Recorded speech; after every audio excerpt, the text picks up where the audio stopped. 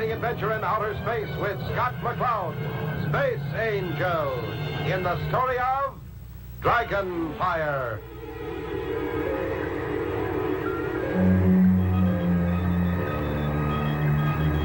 What have you got, Dad? I don't know, Chris. I was just monitoring the Neptune space lane, and I picked up this blip. It must be a stray asteroid.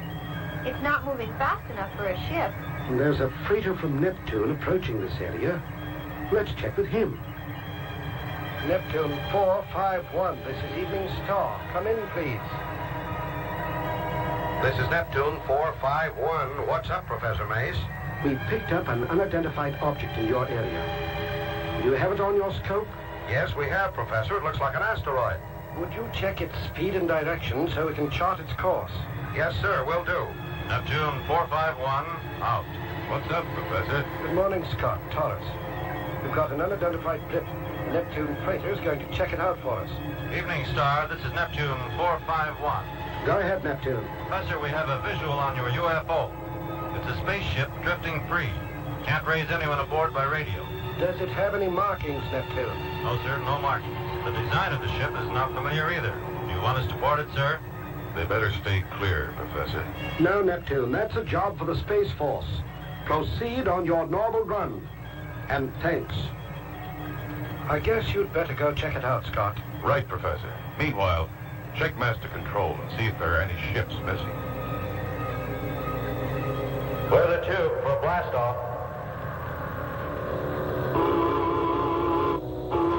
Strapped in, gang? Go here. Aye, Skipper. Launch control. We're ready for countdown.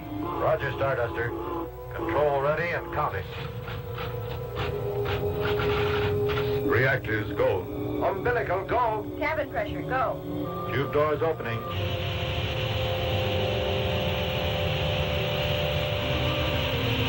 Angle of blast 230, vector 4. Correcting angle. Trajectory, go. AB temperature, go. Increasing power.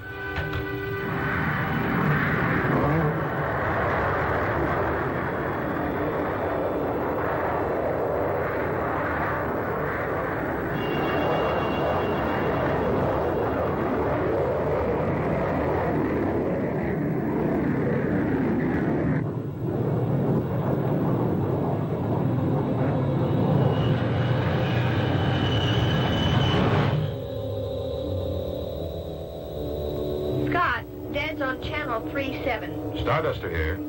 Go ahead, Professor. Scott, Master Control has no ships missing or overdue. Then the ship's not from our solar system. Apparently not, and that's why you must be very careful, Scott. Even if the ship isn't manned, it could contain bacteria or organisms that we humans can't cope with. Right, Professor. We'll take every precaution. And keep me posted. Will do, sir. Starduster out. I've spotted it, Skipper. Dead ahead. 200 astrolates. I've never seen a ship like it.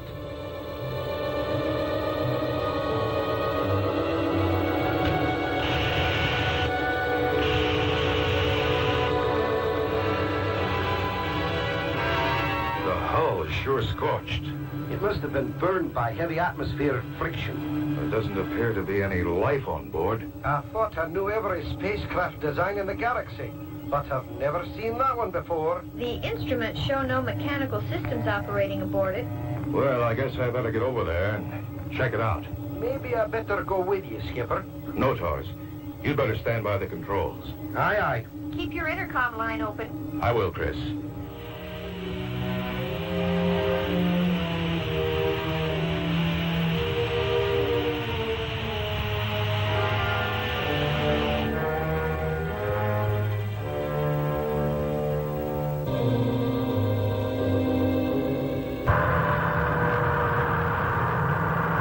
That's got it. Let's head for home.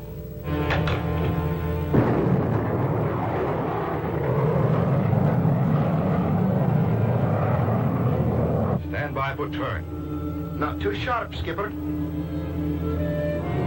The Starduster heads back for the Evening Star, carrying the mysterious spaceship. Well, now, let's see what our analysis has told us so far. Number one, The ship was manned and built by people very much like ourselves. But where did it come from, Dad? From its position when we first saw it and its direction of drift, I'd say from one of the moons around Prometheus. Take a look at the solar map. We know the conditions there could sustain life, especially the third moon. Our spectroscope indicates atmosphere similar to Earth. The carbon analysis showed the ship to be about 4 years old. At the speed it was drifting, it would have taken about that long to get here. What about the ship's recorder, Professor? Any word on that yet? Not yet. The space intelligence boys on Earth are working on it. I hope it'll tell us what happened to that ship. Let's check with the chief. Maybe they've got something by now. Yes, Mace, I was just going to call you. The space intelligence boy just gave me a translation of the tape that wasn't burned in the ship's recorder. Frankly, it's got us stumped. Listen to this. Plus 150. Second stage dropping away. Escape velocity achieved. Plus 2. Afraid all is lost. Dragons closing fast. Dragon fire. Dragons? Dragon fire? You mean some kind of monster burned that ship? Could be, Chris. Professor, do you have any idea where the ship is from? We believe it's from one of the moons of Prometheus. Scott, you better get out there and check on this. If there is some kind of monster out there, we'd better know about it. Okay, Chief. We'll blast off immediately. Good luck. Out here.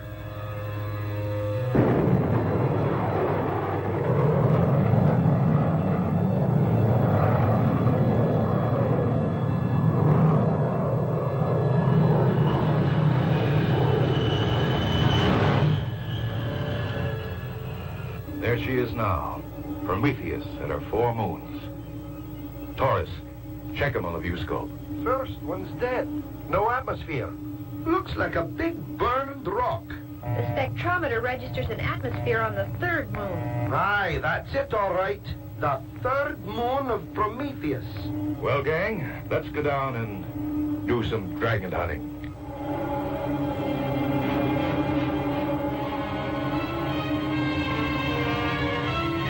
Are there really dragons on this strange planet? Don't miss the next exciting episode of Space Angels.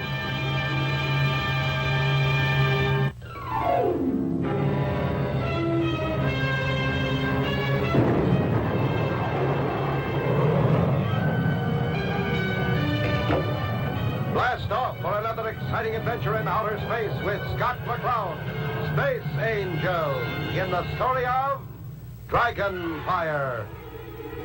Last time, Scott, Taurus, and Crystal brought the mysterious spaceship back to the Evening Star for study, and the tape recorder from the mystery ship related a story of dragons and dragon fire. The Starduster blasted off for Prometheus and the third moon.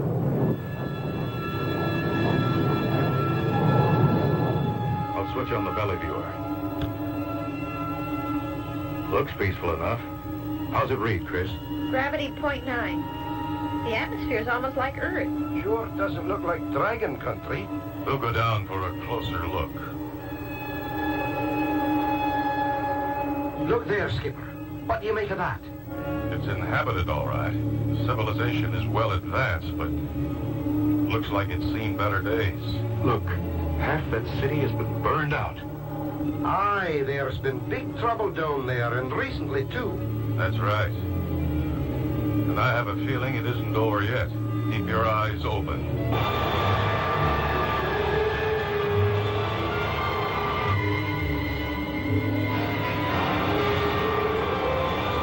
Uh-oh, we got company, 6 o'clock low. Coming in fast. Looks like a big dragonfly. Stand by the blaster. I'll try to shake it.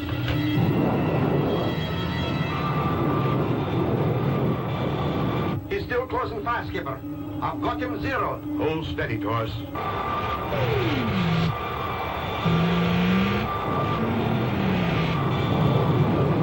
Blast him.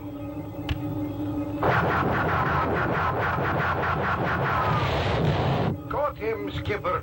We slew a dragon. Good shooting, Taurus. Keep your eyes open. There may be more. So that's the answer. Ships made up to look like dragons. But why, Scott? I don't know. Maybe to terrorize the people of this planet.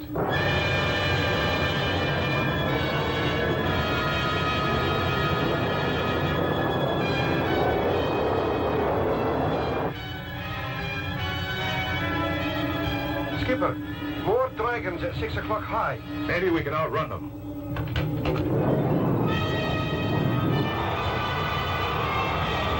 How are we doing, Doris? Not so good. They had too much speed when we spotted them. They're starting to attack. We're going down on the deck.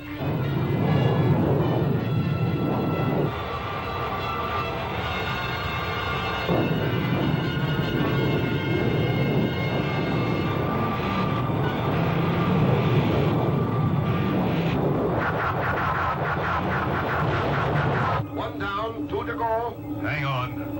I'm firing retro rockets.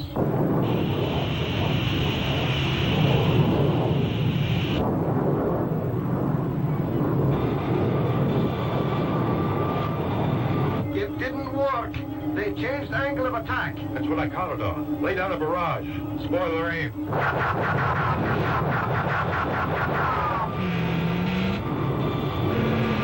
Scott, we're hit. Very clever maneuver, Skipper. You got them diving so steep they couldn't pull out.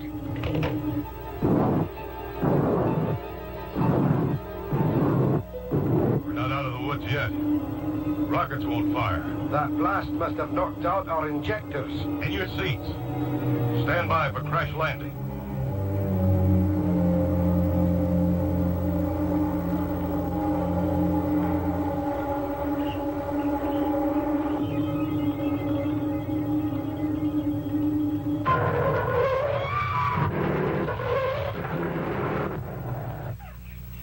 Everybody okay? I'm all right. How about you, Taurus? I'm all right, but how's the ship?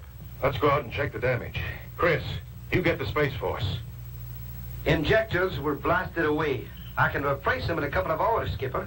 That's if the dragon ships don't spot us. The cover is pretty good here, Taurus. I'd say we have a better than even chance. Skipper, look over there. A surface vehicle.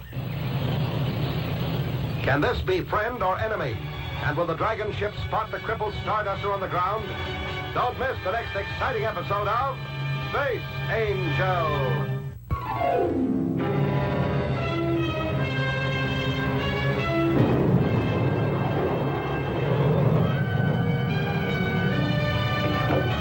Blast off for another exciting adventure in outer space with Scott McCloud, Space Angel, in the story of Dragonfire. Last time, Scott, Taurus, and Crystal in the Starduster were attacked by dragon ships while on their way to the third moon of the planet Prometheus. Although the attackers were defeated, the Starduster was hit and made an emergency landing. As they were repairing the ship, a mysterious surface craft approached. Chris, stand by the blaster. We've got company.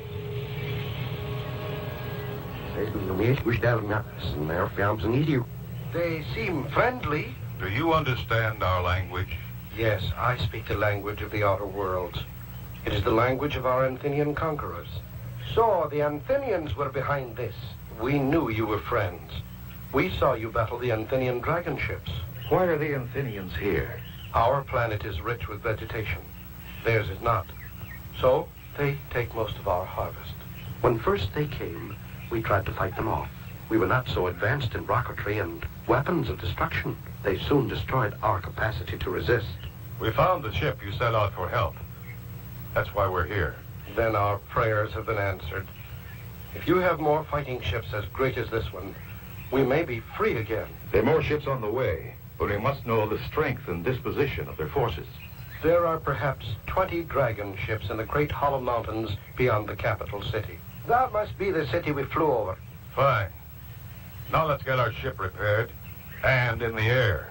Aye, if those dragon ships got us on the ground, we'd be helpless. We will help you. Scott, dragon ship's approaching at 3 o'clock. Dragon ship coming this way. Probably searching for us. Guess they didn't spot us. Zilo, can your people gather tree branches and cover our ship? Yes, of course. We can do that very quickly. Chris, is a Space Force on the way? Yes, Scott. O'Hara on the way with his group from Neptune. Find out how many ships he's got and get their ETA. Will do. Space Force 7, this is the Starduster. Come in, please. Sure, Chris.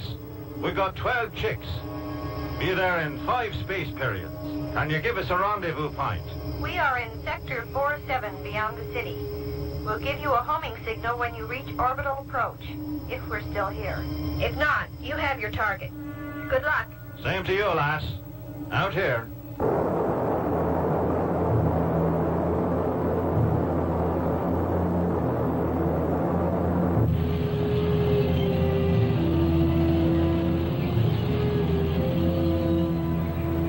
That ought to be enough cover, Bill. Better get those trucks out of here. Very fast after the thing, Nira.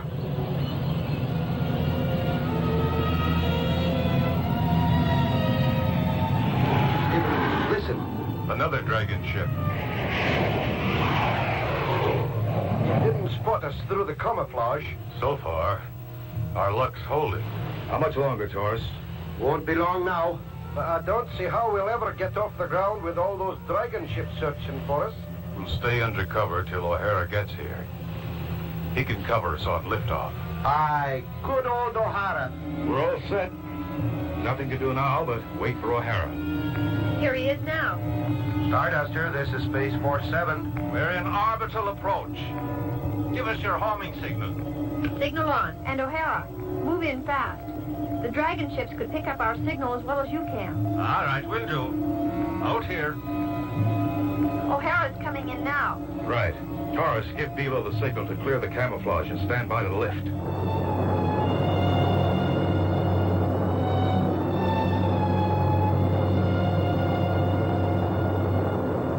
Here we go, gang.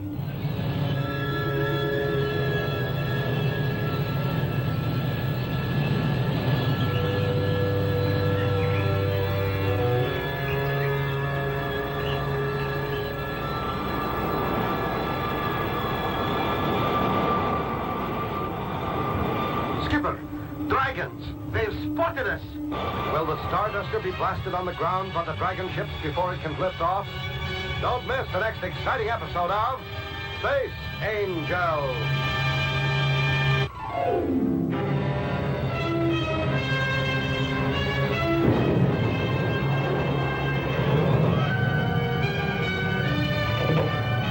Blast off for another exciting adventure in outer space with Scott McCloud, Space Angel, in the story of Dragon Fire.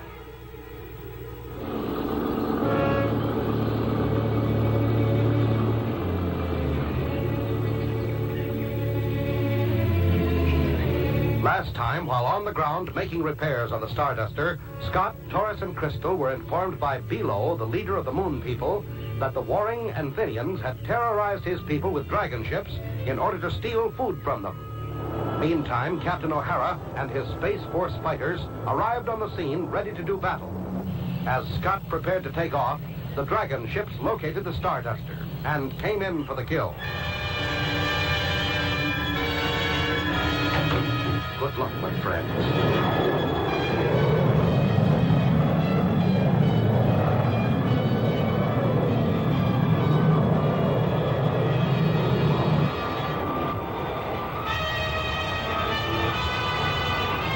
Go get 'em, boys.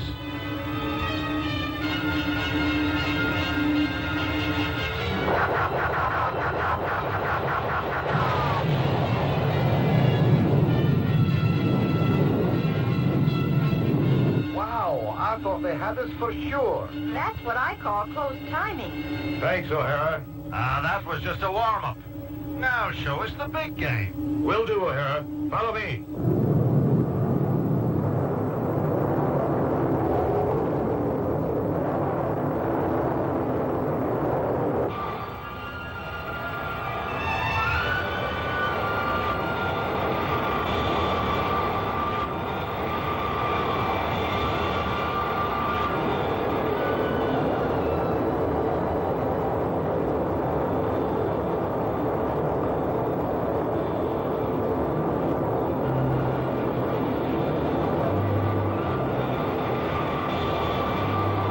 Man your battle stations. Stand by for attack. Split up, lads, and pick your dragons.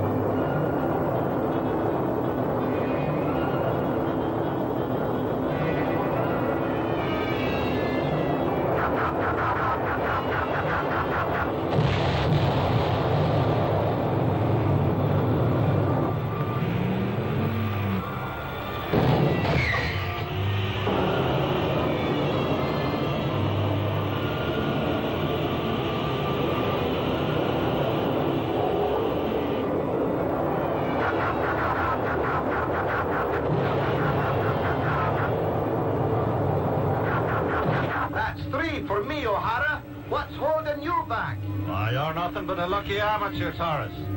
Watch this cushion shot. Aha! Right in the dragon's mouth. The dragons are through, Scott. They're running away. So I see, O'Hara. I'm trying to contact the flight leader. Dragon leader. This is Space Force leader. Come in. Space Force, this is Dragon Leader. Cease fire. We surrender. You will land your ships at the capital city runway. Yes, sir. We will comply. Out.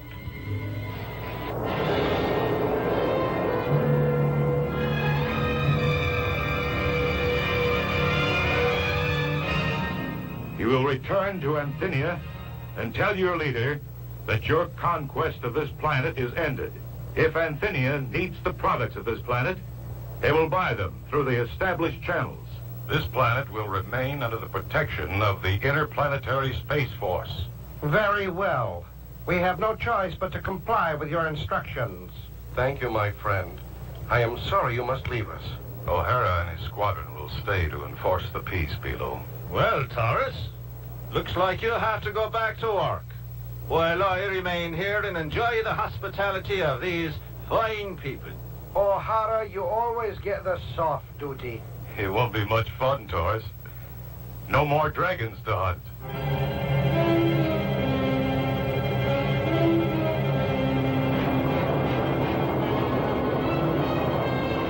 And so ends the story of Dragon Fire. Don't miss the next exciting adventure in outer space with Scott McCloud, Space Angel.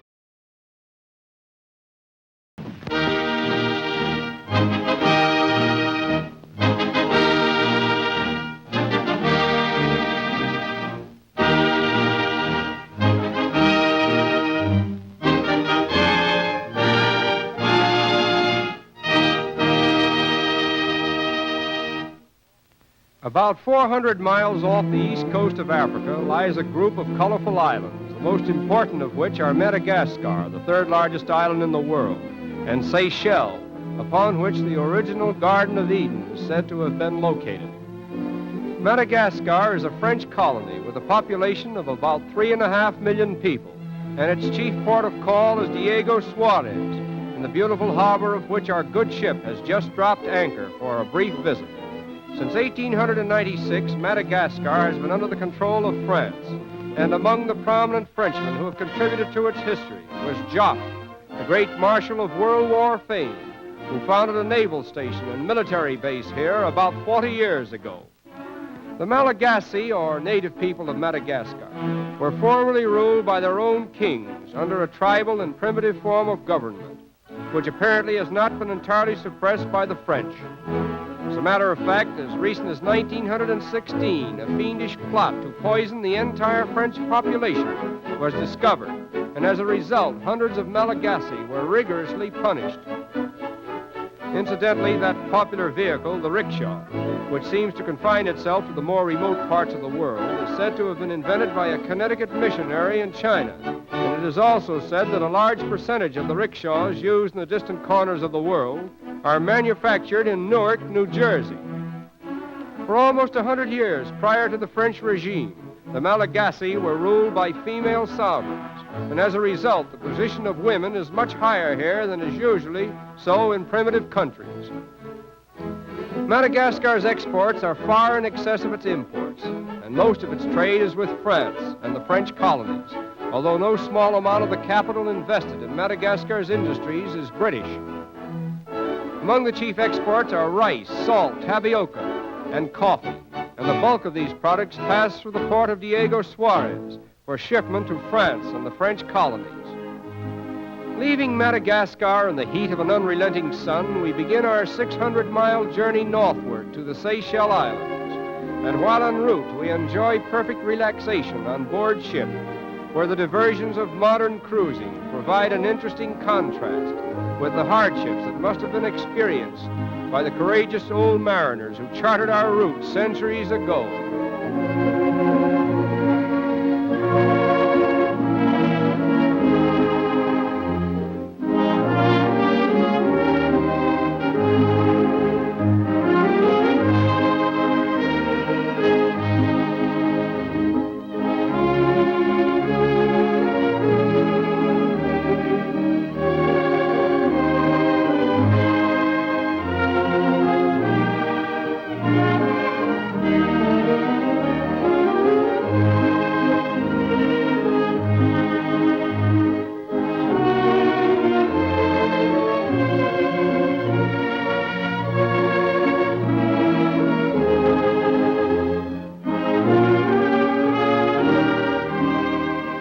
After 2 days of delightful sailing through the Indian Ocean, we arrive at Mahe, or Port Victoria, the principal island of the Seychelles group.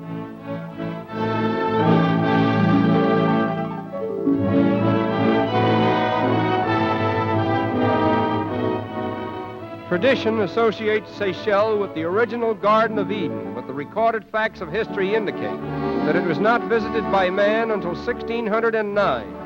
In that year, the crew of an English vessel seeking native trade explored the islands, but finding them entirely uninhabited, considered their visit in vain and sailed away. More than a century passed, and the peaceful little islands of Seychelles continue to exist, free of human life.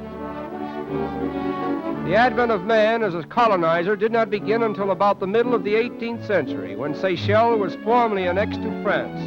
It was first colonized by French Creoles and African Negroes, and later by East Indians and a few British. As a result of this, the population of Seychelles today is a very colorful mixture. Over a century ago, the islands of Seychelles were ceded to Great Britain, and Port Victoria is now a coaling station for the British Navy. But French influence still dominates the manners and customs of the people. The language in general use is a rude Creole patois, based on the French, with a large admixture of Indian, Bantu, and English words. The pure white population is less than 1,000. About 2/3 of the inhabitants are Roman Catholics. Fishing and agriculture constitute the most important occupations, but there is a primitive industry now in vogue that is becoming very popular, and it is called the sugar rum business, in which the juice from sugar cane is extracted by this ingenious method and is distilled as a potent liquor. Among the innumerable plants and trees that constitute Seychelles' picturesque foliage is a particular species of coconut tree, which produces a double coconut known as the coco de mer, and it is found in no other part of the world. The spiders of Seychelles are unusually colorful, and some of them are over 1 foot in length. In spite of their cleverness in the construction of webs, spiders appear to have practically no intelligence. All their actions are instinctive. Even the construction of the beautiful wheel web is quite automatic, the severing of one strand of the spiral producing a corresponding deformity in the next. Nowhere in the world is there more beautiful scenery than that which may be seen along the shoreline of the Seychelles Islands, where a tropical sea provides a primitive people with the necessities of life.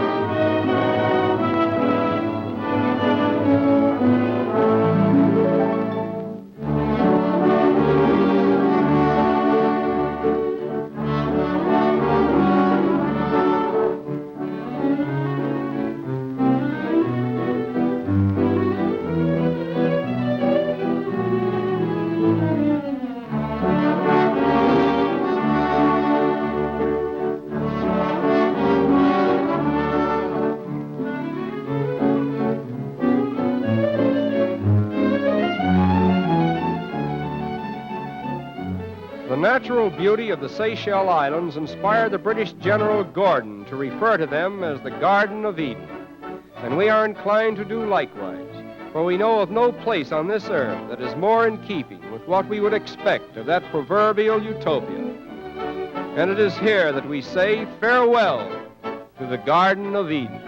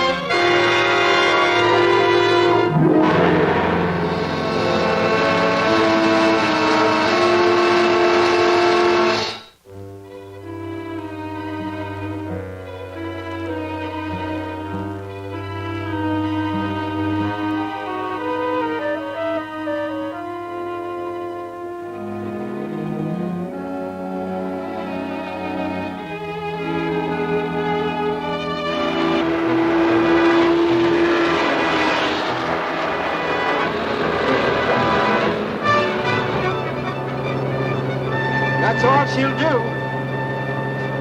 She's packing a heavy load. Yeah, that's right. Hey, Court! Open that tank valve.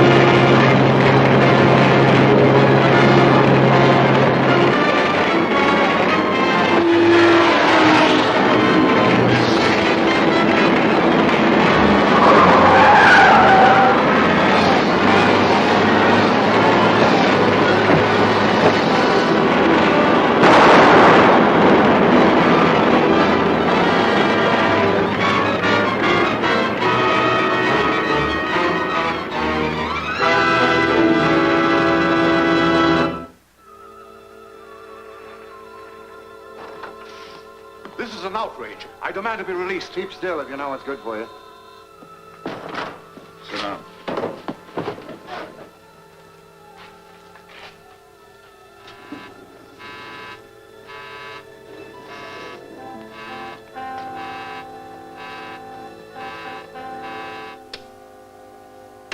Yes? This is Stoner. We have Scott at the waterfront laboratory. Splendid, Stoner, splendid. I'll be over there soon. Yes, sir. Gordon and I have got to get rid of that gasoline truck. We can't leave it standing outside. Keep a close watch on him. Smoke? No thanks.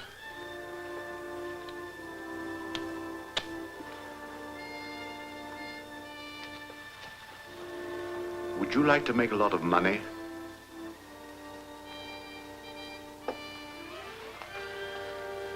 I get it. You want me to help you get away? Yes. I'll pay you well. What good would money do me? I can't get away from Dr. Satan. But with money, you could get away. Go anywhere. Not while I wear this control disc. Dr. Satan can take my life at any minute. Can't you take it off? No. If any of us try to remove our discs, we'd be electrocuted through them. I see. It's fiendish. But there must be a way to transfer the action of the ray.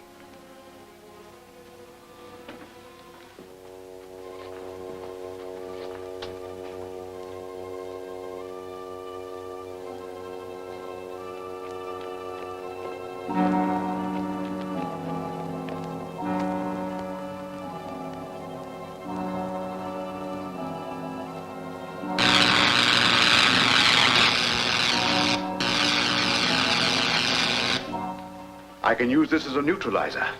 If you'll only get this thing off me, I'll do anything I can to help you. It's a bargain. I'm sure there'll be no difficulty. Take off your coat.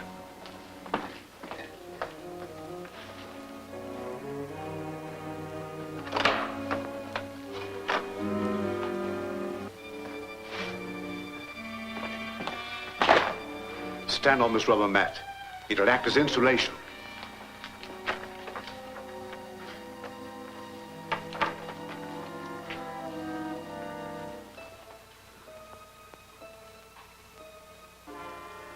All right. Go ahead. I'll trust you. I know you're a great scientist.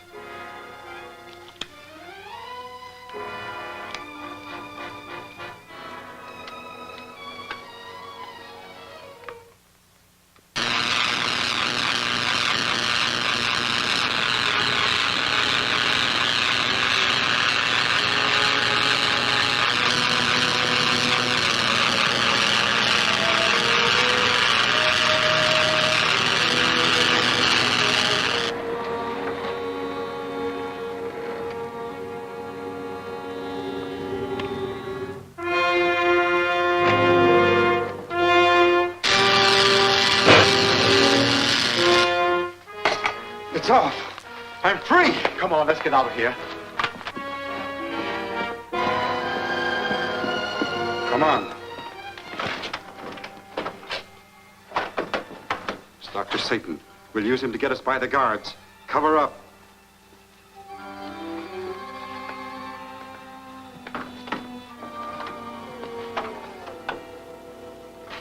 You can go now, Scarlett. I want to talk privately with Mr. Scott.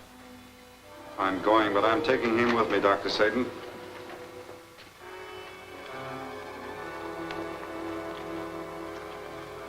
What does this mean? It means that you can't dictate to me anymore. I see. Our scientific friend has liberated you. You're very clever, Mr. Scott. You're coming along with us, Dr. Satan. Get away from that desk and put up your hands. You'll never get me past the guards. That's what you think. We're going out the back way.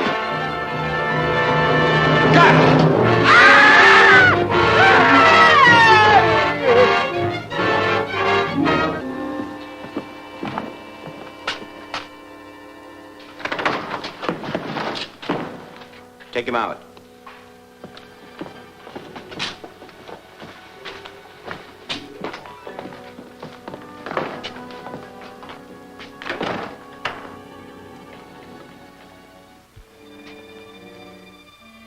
As one scientist to another, don't you admire my robot?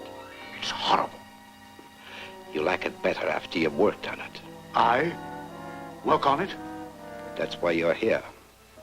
At present, I can only control this robot over a short distance. But with your remote control cell built in, I can send this robot and hundreds like it all over the country. With my army of mechanical men, I can seize wealth and power beyond limit. And you expect me to put my invention to such a use? I don't expect. I command. Will you start work at once, or shall I turn on the robot again?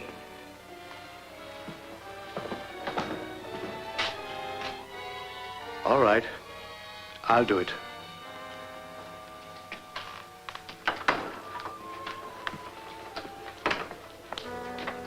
Look over the material we have. If there is anything else you need, my men will get it for you.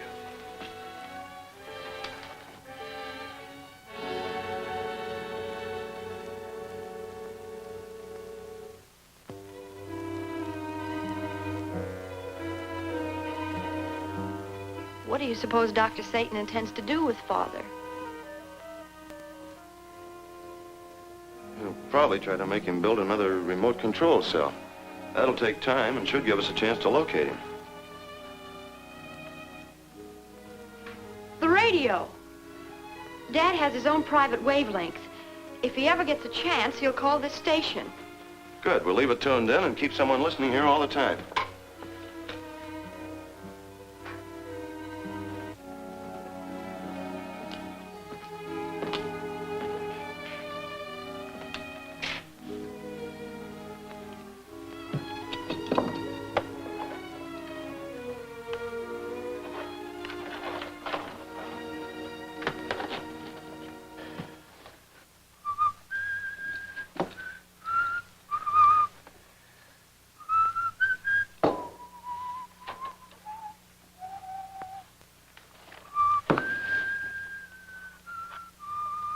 Any shortwave messages? Not yet. There's some sort of a whistling noise coming over. You hear that? It's Father's favorite tune, the Bluebells of Scotland. That must mean something. Need any help with that? No, thanks. I can't go on with this work without an RX transformer. An RX transformer. Yes, it's a transformer sold only by the Sterling Electric Company at 1103 Sellers Street. It's Father's voice. Okay, we'll get you one. Where'd you say this place is? 1103 Sellers Street. Call when you come with me. Palmer, you stay here. We'll be right back. 1103 Sellers Street. You stay here, Lois. I'll contact you later.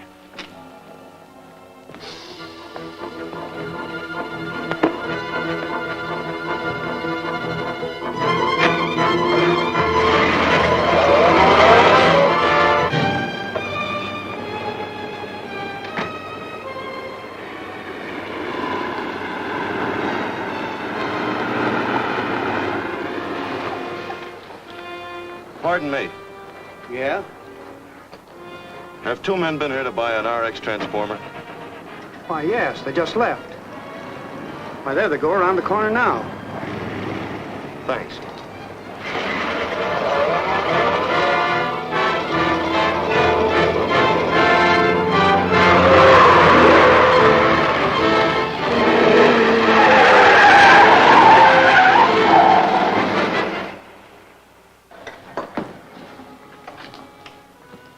Coburn and Howlett. I needed a transformer. I sent them for it. Go into hall and watch. Send them in as soon as they return.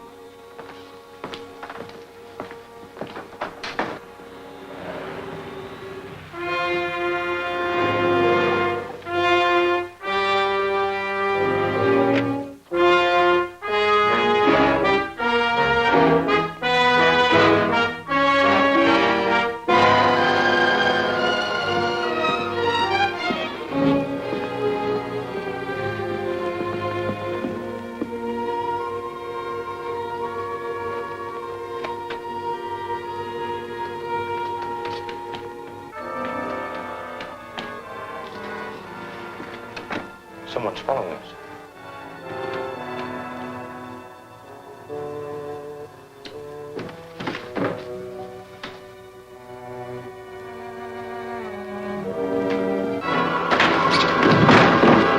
Hold it.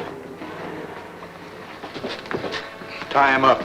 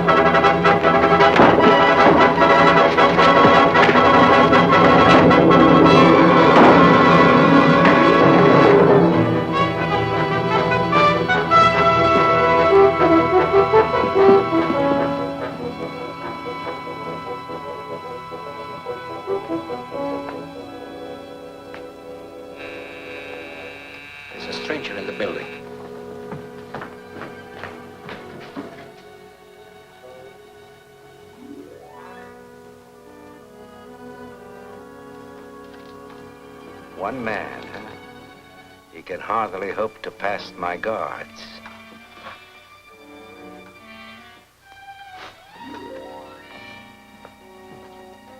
Sit down, Mr. Scott.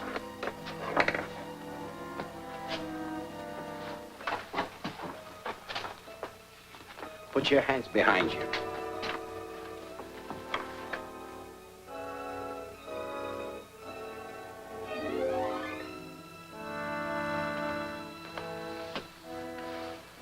Strange I haven't heard an alarm from my guards.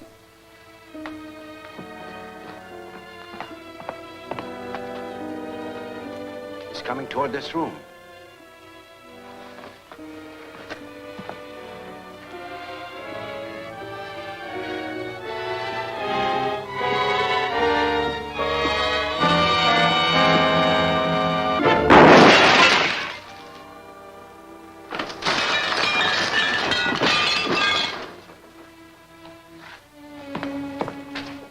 Copperhead. Now we'll have a look at him, Mr. Scott. Palmer. Yes, Dr. Satan. You got your own man. Drop that gun. Get over there. Turn around.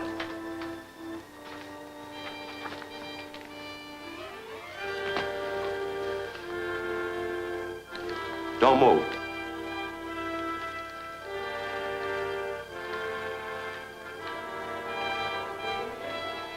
As soon as I release Mr. Scott, I'm going to turn you over to the police.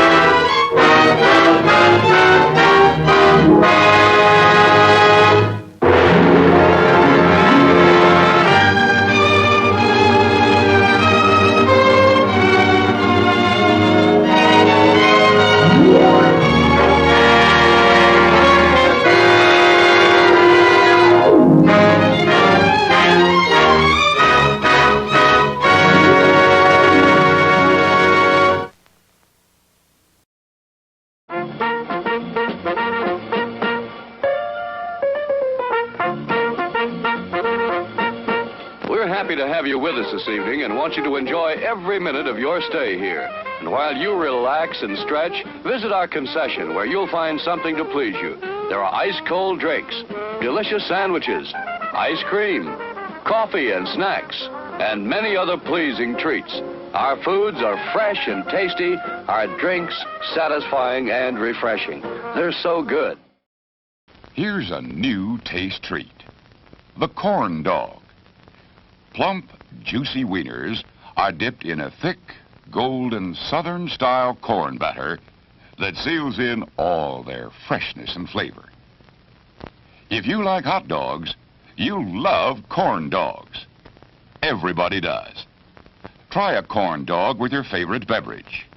At the refreshment corner now. Corn dogs.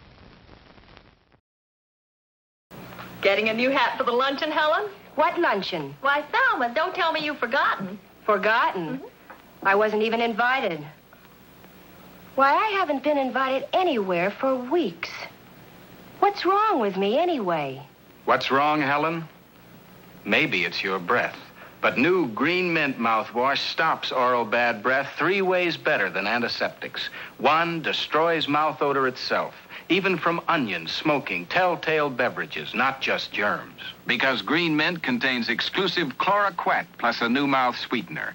2, even mixed with water, Green Mint has 37% more penetrating power. 3, tastes so good, leaves no antiseptic smell. Yes, with Green Mint, there's always a happy ending. Your mouth tastes so minty fresh, you know your breath is safe. Used professionally by over 10,000 dentists, Green Mint stops oral bad breath 3 ways better.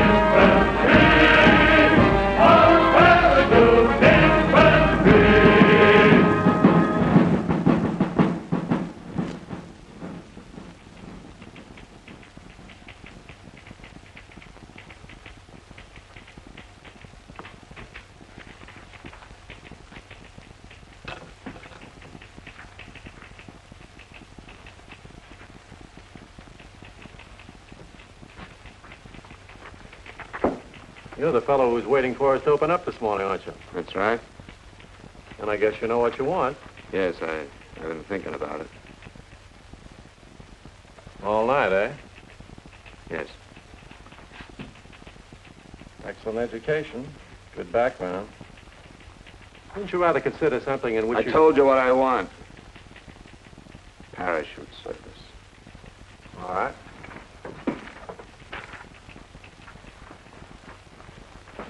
Oh, I'm sorry. You've had a few drinks, haven't you?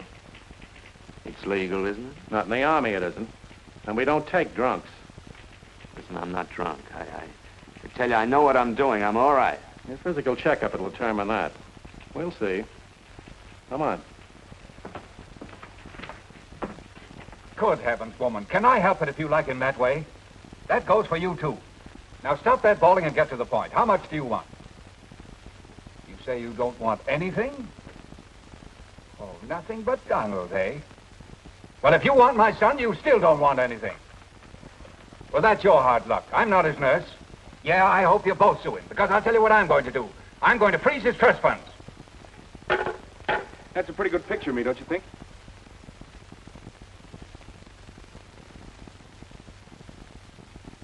Yeah. You've made a couple of passes too many. I'm cutting you off with a thin dime. Well, it isn't money they want, Dad. I can't figure out what it is about me. Abnormal muscles or merely a fine mind. Oh, yeah? Well, you've got yourself engaged to 2 women. Turn your fine mind loose on that. I did. Privates in the Army can't get married. At least that's what the recruiting sergeant told me. Recruiting sergeant? Yeah.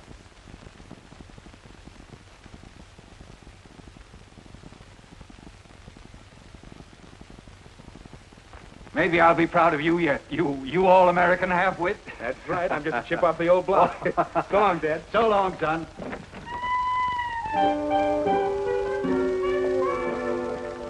Where'd you get this crazy hankering of jumping out of airships with a bumper chute strapped to your back? Yeah. Well, more Pruncy Collins, she talked me into it. So that's it. Can't you see them female Collinses is trying to get your neck broke? Yeah. Well, I always thought Pruncy kind of liked me. Ain't possible. Us Hollisons was shooting at them Collinses the day you was born. Yeah, and I chased her honorary men folk clean back to Georgia. Georgia? Yeah, and I'd have chased their women folk, too, but it ain't be proper into Hollands. Georgia, that's where they're sending me, Paul. Yeah? Maybe it's a fulfillment. I'd forgive you right kindly, Jeff, if you potted me your Collins down there. Like they done to your grandpappy. Yeah. I'll do it. I'll bloodhound him to kingdom come. I'll sniff him out, Paul. I'll choose the first Georgia Collins I meet and I'll chaw him to pieces. Yeah. If he ain't too big. Come on.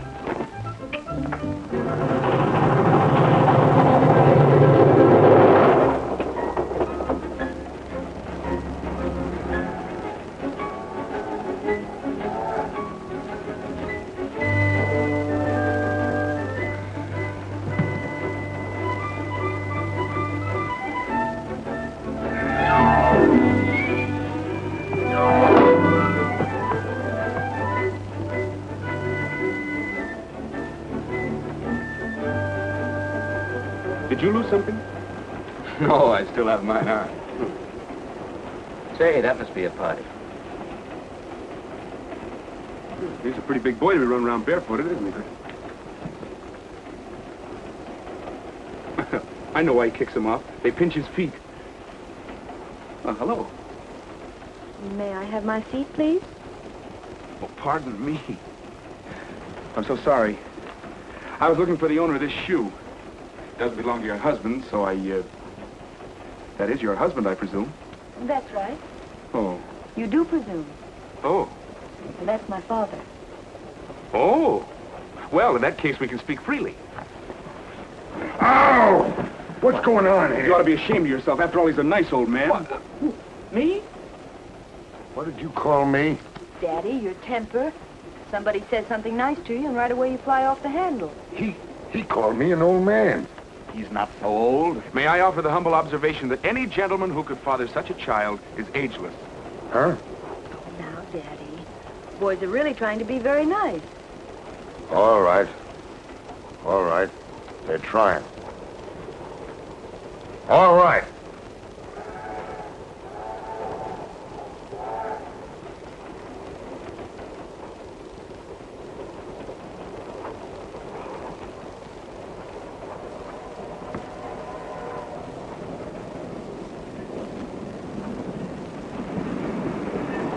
Now it's peaceful again.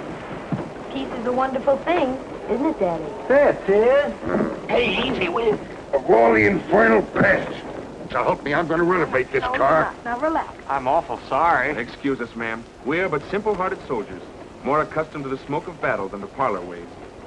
Oh, isn't that nice, Daddy? Soldiers. Soldiers? Uh-huh. Yeah. Is that so? Yeah. You boys, going to Fort Benning? That's right. My name's Bill Berg. At your service all the way. Bill what, son? William Mayberry Berg. Sit down, won't you? Yeah, sure. Well, we're the Richards family, the whole shebang. We're on our way to Columbus, Georgia. Well, charmed to meet up with you. I'm Don Morse. The All-American? Yeah, I thought that would strike a reminiscent chord. And you? I'm just Jeff Hollis. Well, the soldiers sure do interest me. Might I ask, what branch of soldiering you're in? Well, indeed you might. I'm hooked up with the infantry's new babies, the parachute boys. Me too. How is that so new? Seems to me I read somewheres where that idea was invented way back in the last war. Well, of course, I don't read the papers. I'm only a serviceman myself. Since when, Sonny? Oh, well, quite a spell. ROTC in college. I might even be commissioned someday. Second lieutenant, reserve. Isn't he interesting? He's plumb fascinating. I think I know what's so heavy, 180 pounds of ego. Excuse me. I've been wondering, that's a caterpillar, isn't it? Yeah, that's a caterpillar. Look, I'll be down in Columbus now and then. What nights does Daddy go to lodge meetings? Well, that isn't exactly a lodge pin. Well, all right. Tractor Salesman's Local 23. I mean, you're in the phone book. I'll get in touch with you. I got a better idea than that, Sonny. Yeah? What's that? I'll get in touch with you.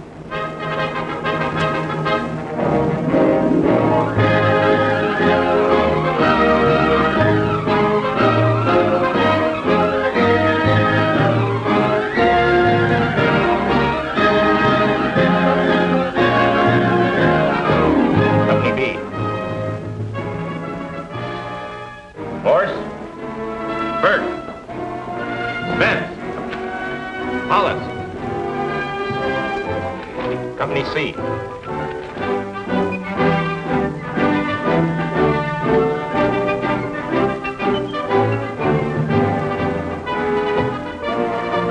Hi. Hi. Lieutenant.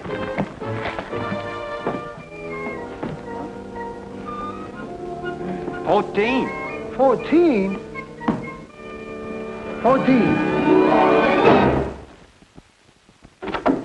In here, men.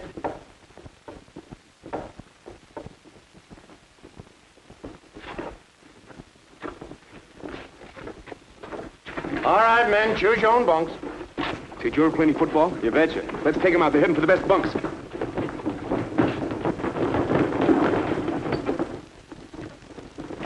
Nice going. Sorry. I got a notion to hang a penalty on you, fella. All right, if that's the way you feel about it.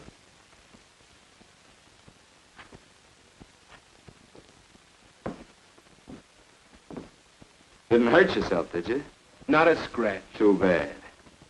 You do all right with a little bit of interference. Is that how you made All-American? Yeah, that's how I accomplished a lot of little things. Remind me to have that upholstered. Sir, Master Sergeant Richard Dercole reporting for duty. Oh, send him in. Yes, sir. Come in, Sergeant.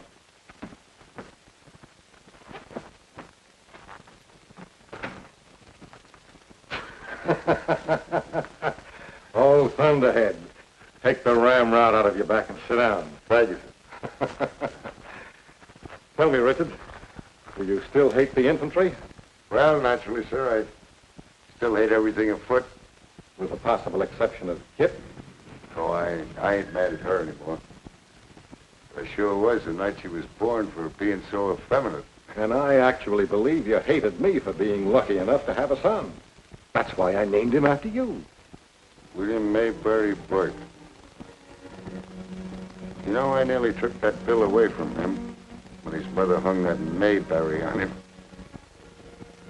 Yes, she never cared much for you. No. For anything else, it smelled like a soldier. I've been wondering just what kind of a guy she made out of him. Yeah. I wondered more than you have. Look over your battalion, you may find out. He's here? Well, why the devil wasn't he sent to me? Now you know better. Now, take it easy, Colonel. Don't start mollycoddling him. It may spoil a good soldier. Oh. Sometimes I don't know why I put up with you. I want to see that boy of mine right away. Do you understand? Yes, sir.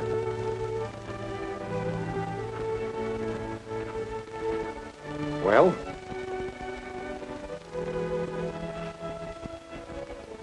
Just that I was wondering if he'd realize that a colonel's son wears the same size hat band as his buddies. Well, he's got to learn, of course, that there's very little sentiment in the Army. Let him take his turn. Treat him like any other private. He got the feeling these oaths he'd blow the morale to smithereens. Well, maybe you're right. But this is all new to him. Somebody has got to look after him. I'm the one to do that, sir. Let him cool his heels for a while. I'll bring him to you. All right. Your judgment is usually good. I'm going to let you have your own way for once.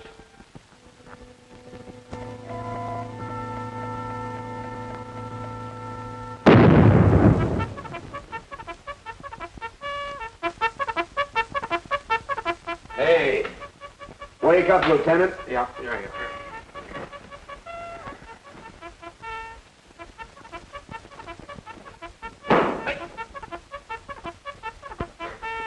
How long have you been out? Just since milking time. Platoon, halt! Right, face! First. Hey, Don. Look. Old man Caterpillar. Seems kind of important around here. I wonder what kind of impression I made on him. Well, he said he'd get in touch with you.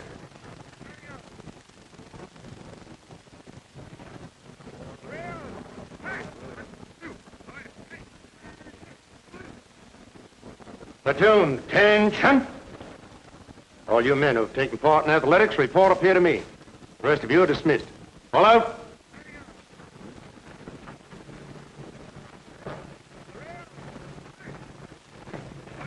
The War Department wants to make sure that Private Morse, the famous footballer, was not slighted in this detail. Morse? Here, sir, here. Good. Morse, you've been chosen to lead these men in a highly important service. Well, thank you, Sergeant. I was second lieutenant, ROTC. Yes. That's why you're going to take charge of this detail.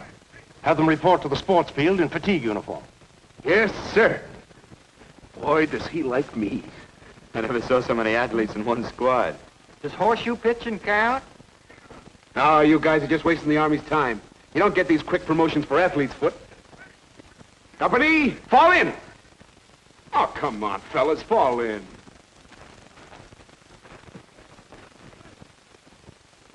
Right, face. Forward, march.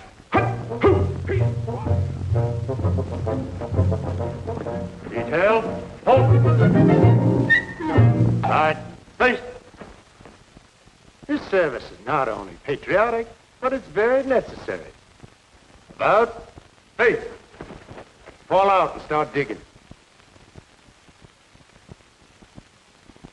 Necessary? Do the plumbing.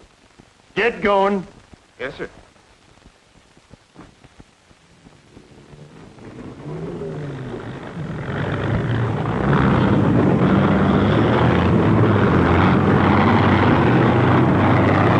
Looks like everybody's in high gear but us.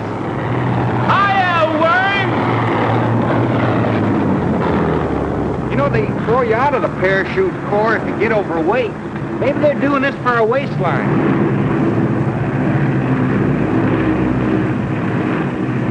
Now, this is certainly destroying a lot of my dreams. Well, they've dug a nice ditch, Sergeant. Now, don't let them lie in it. Get busy there. Hey, Sergeant, do you mind if I ask you just one little question? Why, certainly. What did he ever do to Rate? What did old Thunderhead ever do? Yeah. Tonight you're going to find out what he did. Years ago, when parachutes were an unknown quantity, a man had the courage to prove their great possibilities. In these pictures made by the United States Army long ago, you will see him execute one of the first dangerous tests in parachute history, a pull-off from the wing of a ship. Here you see the same thing in slow motion.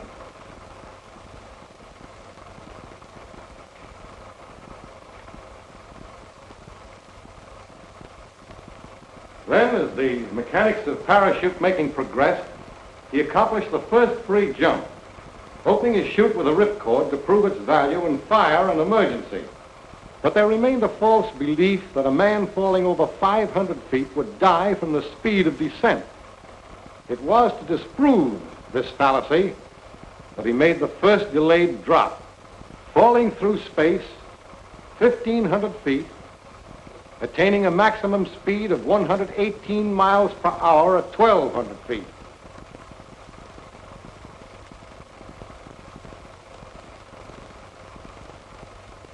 To him, too, goes the credit for advocating and demonstrating the first mass jump in the history of the United States Army, or any other army.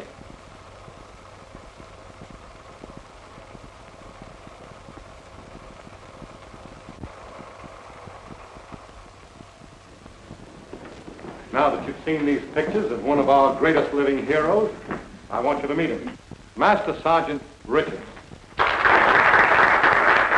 He will be your chief instructor in parachute training. In addition to Sergeant Richards' various decorations, he's a several-time member of the Caterpillar Club, a distinction awarded only to those who have saved their lives through an emergency parachute jump. However, you will see no insignia of officer's rank on this man's shoulders, and in that lies an important point. Once he was slated for promotion, but when it didn't come, his loyalty never wavered, and it never has since. And that's the spirit I wanted you men to get acquainted with tonight. By knowing this man who has long forgotten about everything but the importance of being a good soldier. Hip! Lachey! Here, sir. Hollis! Here. Cullen! Here. Putnam! Here. Hutner! Here. Cullen? Brooks! Here. No, Colin. Brown! Here. Hollis, you're still at attention. Fall out and assemble in the packing room.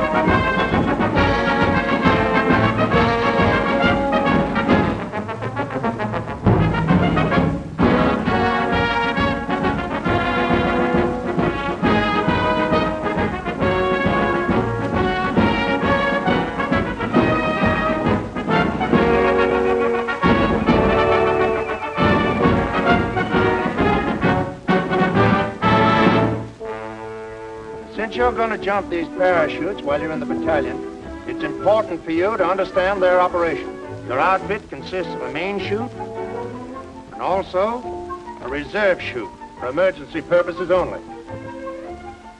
This is known as your static line. All right, guys. This end of your static line is hooked onto a cable in the ship. The other end is attached to the cover surrounding your main chute. Now, when you jump clear of the airplane, your weight coming upon the static line rips the threads loose from your pack cover and pulls your parachute into the air. All right, O'Shea. Like this.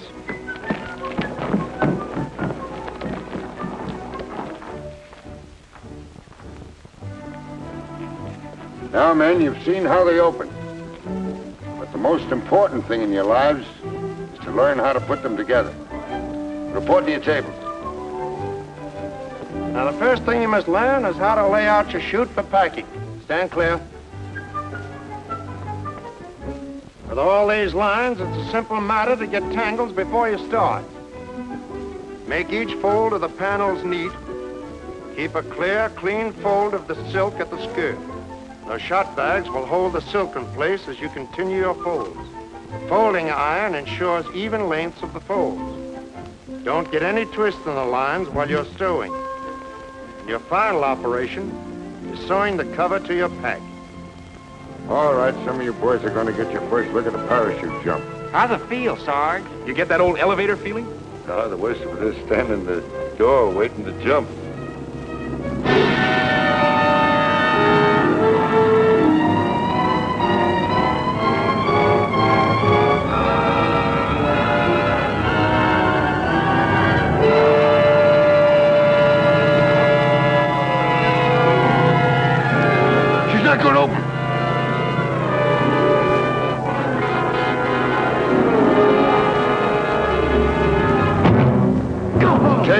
Bessie, take it easy. It's only Bessie, our dummy. A dummy? Dummy, that's right. Come on, I'll show you.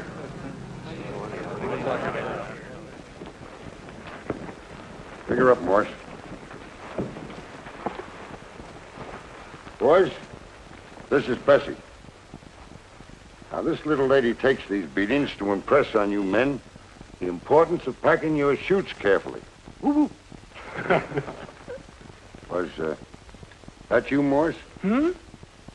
Morse, I don't believe I like your attitude toward Bessie.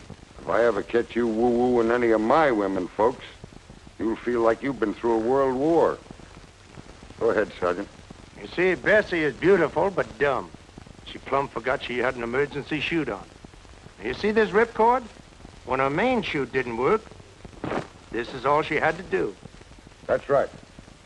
And remember, first and always, you probably never need to pull that ripcord if you pack your main chutes carefully. It's your best life insurance. And a sloppily packed chute is your surest way to suicide. For example, it was your chute, Burke, packed by you that failed to open up there.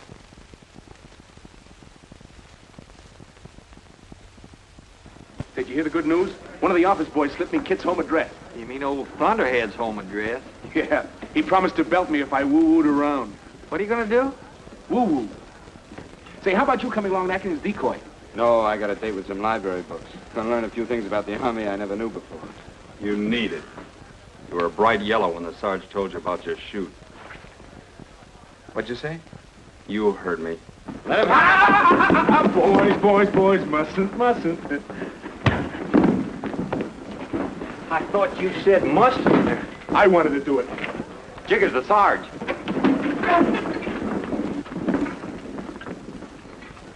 And the Father Bear says, who's been sitting in my chair? Why, he's asleep. Yeah, he was tired. Fighting, eh? Fighting, Sarge? Somebody's gonna lose his weekend pass. Oh, Sarge. I've got an important date in town this weekend. It was me, I Sergeant. done and I ain't sorry. No, if I saw Morse throw that punch, looks like I'll have to put him on kitchen police. That is, there's one of you might be willing to do me a little favor. Yeah, sure. Spill it. Come here.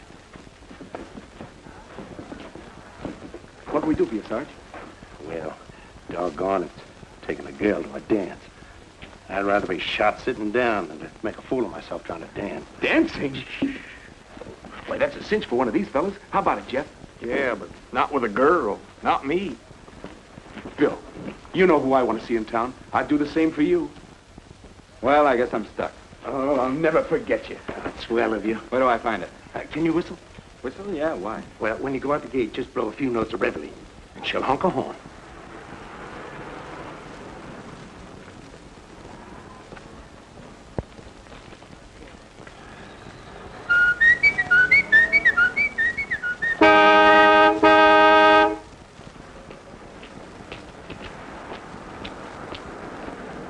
Hello. Well, if it isn't... Kid Richards, remember? You bet I do. How've you been? Fine. Say, Tex couldn't get away, and he thought maybe it'd be all right if I took over. Well, I can't say I blame Tex much for running out. He sort of got roped in because he's a friend of Dad's. But it's a pleasant disappointment. Come on, hop in. Right.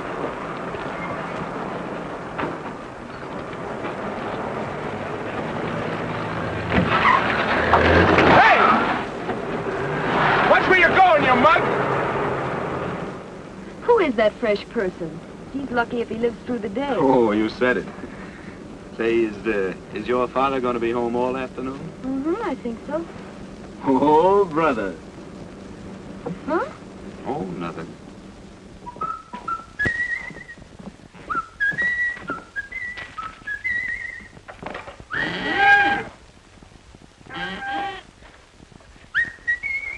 Hello. Hello, Sergeant. I was just looking for an address. Keep on looking. Yes.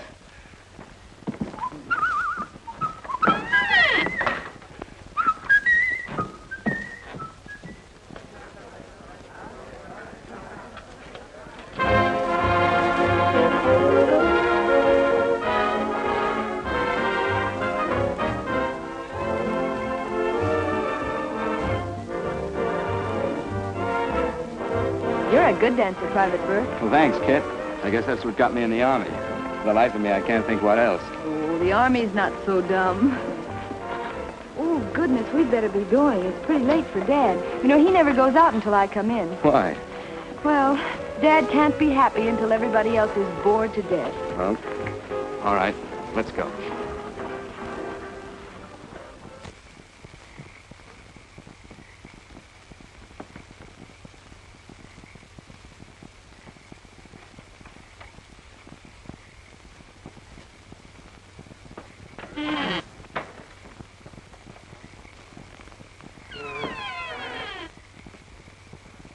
Still looking, Sergeant. Try the next block. You're getting in a rut, soldier. Yeah.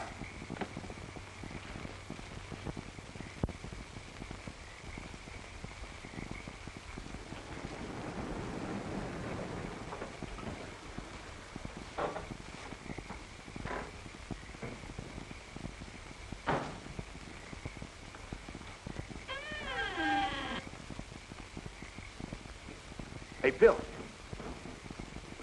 Bill, wait a minute. Well, home bright and early, huh? By Private Burke. Soldier, how are you? Fine, Sergeant. Your taste's improving, kid. Stick around as long as you like. Good night, soldier. Good night, Sergeant. Good night, kid. Good night, Sugar. Don't call me Sugar. I hate it.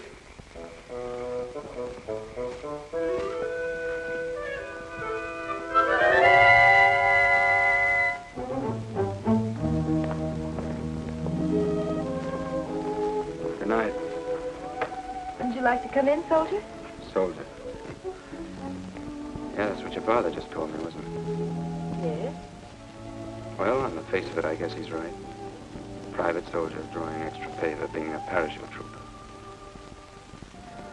I don't believe I like the way you said that, Bill. I don't think much of it either. Your father's awfully sure of his snap judgment, isn't he? Well, I admire him. I don't want to make a sucker out of him. Not so close to home, anyhow. What do you mean, Bill? You're an Army girl, kid. You were born that way. You couldn't like a bad soldier.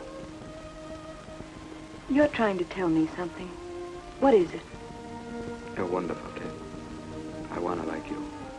But first of all, I've got to like myself. Listen, I got drunk to enlist in the parachute troop. I had to do it. And now I'm afraid. I'm afraid of what comes next.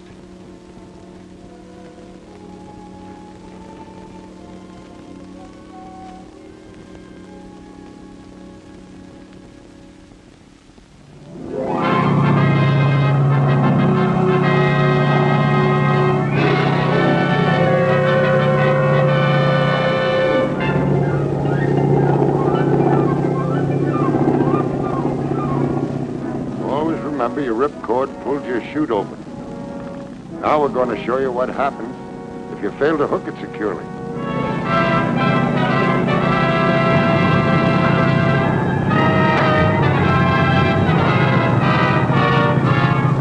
What would you do? Pull that ripcord. His head was working every second. Never run out of altitude and knowledge at the same time. Don't forget you can do a lot of navigating with those shroud lines. Notice when he lands now, he'll use his knees as a springboard. He'll dish rag his chute before it can drag him.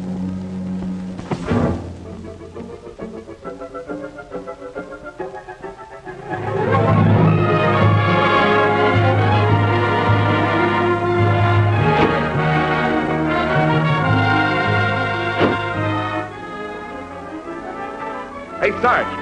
Get a good one of me.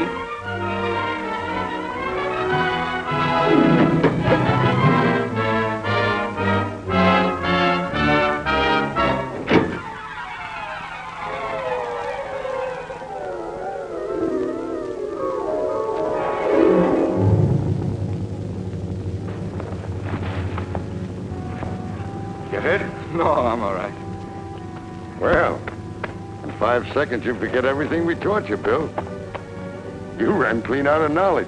Well, I'll do better next time. Yahoo! Yahoo! Yahoo!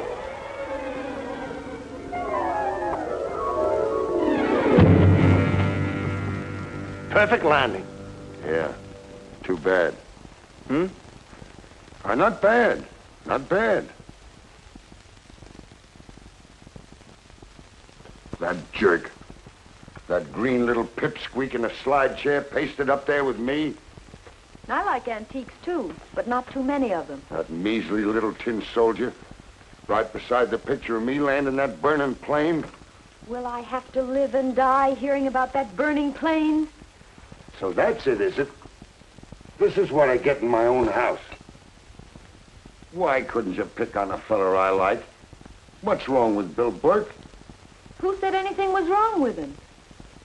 It happens that Saturday is payday and Don Morse is taking me out. Oh, he is he? Well, he likes showing off so much, I bet he'd be ashamed to come around if something accidentally happened to his pay. If you use your miserable authority to spoil my evening... Me? Do you think I'd do that? No. Bet your life I wouldn't. I think you'd think of something I couldn't pin on you. Sugar. Don't call me Sugar! Caldwell. 6530. 6530. Collins. 4860. 4860. Hey, get back there. Where do you think you're going? Get back in line. I just saw him over there in Company D, but I can't get at him. They say he's a little fella, too. Dominoes?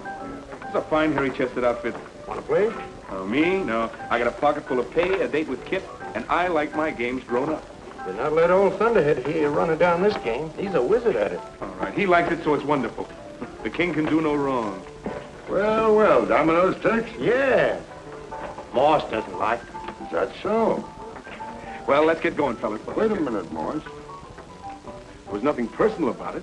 No, I realize that, but if you could learn to like dominoes, you and me could spend every weekend playing. Oh, he'd like that, wouldn't you, Don? Oh, yeah, that would be... Sit down, Morse. Yeah, sit down. Well, I feel sort of guilty about taking up all your time, Sergeant. And you being my superior and all that. Oh, you mustn't feel that way about it. But there's no harm me teaching you dominoes. It's a penny a point to go to the welfare fund. Whose welfare? Just a sweet charity. Sweet charity, my eye. I need my dough for tonight. I understand that. Well, thanks. Start playing. Yes, sir.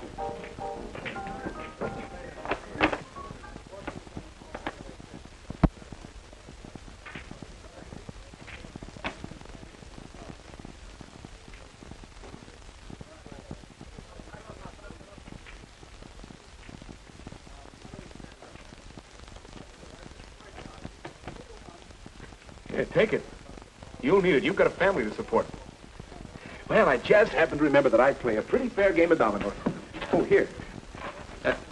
Would you kindly drop the sergeant's pay in the welfare box? Good night, Sarge. Still time to take care of a little business in town.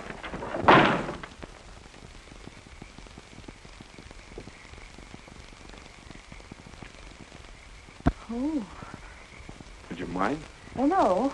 No, but it just seems so unfair to so many other girls. Kid, I wish there was something I could say to make you believe it. You're the swellest girl I ever knew. Well, it sounds better when you say it like that. And I do want to thank you for a wonderful evening, Don. Dad. It's murder. See you next Saturday. Maybe.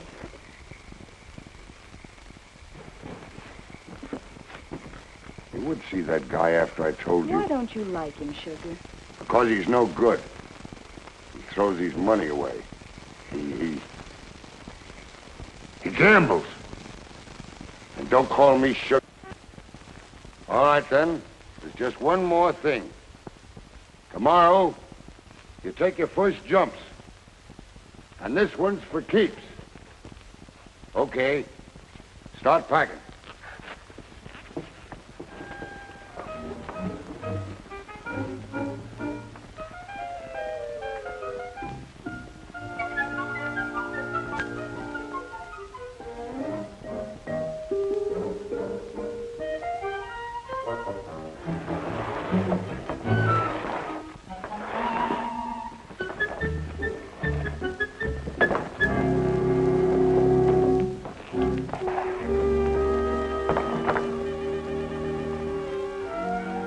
Everything all right, Alice? Yes, sir. That's fine. Well, if this one don't work tomorrow, bring it back and I'll give you another one. Thank you, sir. He's kidding, ain't he? I wish we'd get going on those jumps. Sporting editor of the Herald's been pestering me for pictures. You know, I took that thing apart and I looked at it. And I packed it. And I repacked it. It seems to me some little important piece of string kept getting out of place. You'll find out. Lights out. Good night, Ma.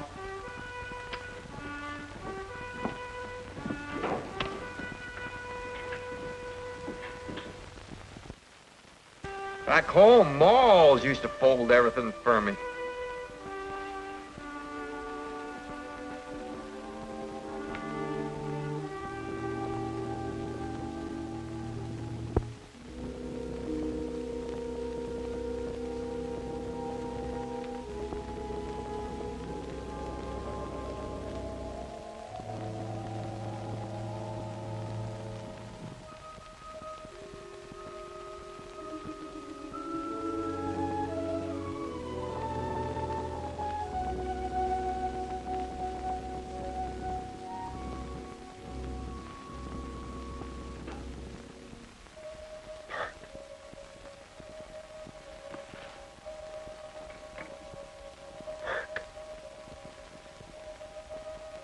I'm sorry I acted the way I did.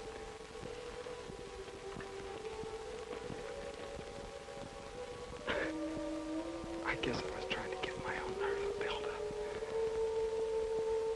You and I aren't like these other guys.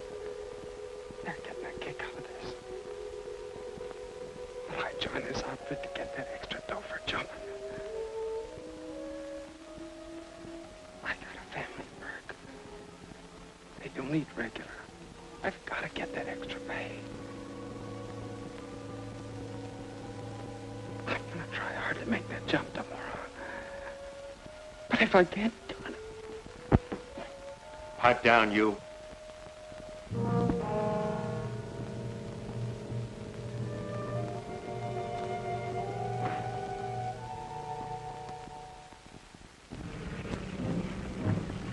Platoon, halt! Left, face! At ease. Now, I want you men to remember that we've never had a parachute fatality in this service, and that we don't want any firsts of that kind in this battalion. If you have any trouble with your main chute, remember your emergency. And when you pull that ripcord, pull it hard. Tex, put a new chute on this man. We could use him for the dummy. He's kidding again. Ain't he?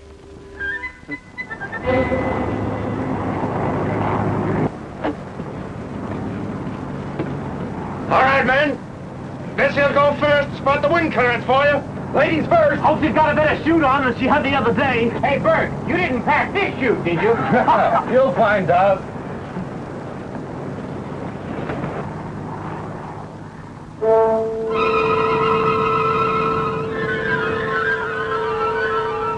You men, get back in your seat. Gee, look at her awful lady. Looks like she's over Alabama. Yeah.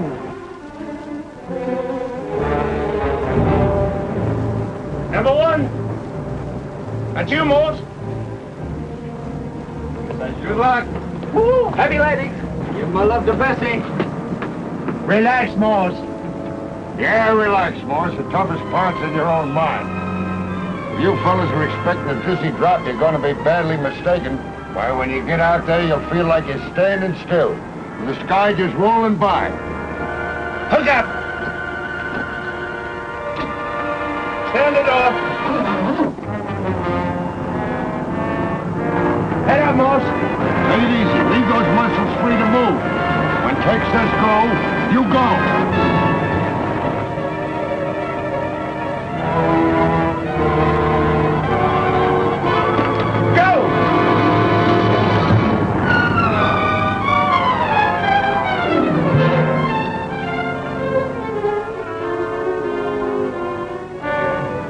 You sure come out with a jerk.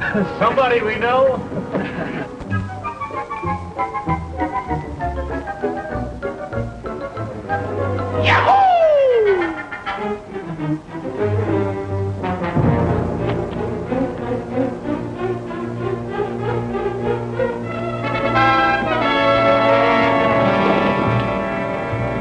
Hollis! That's you, Slim.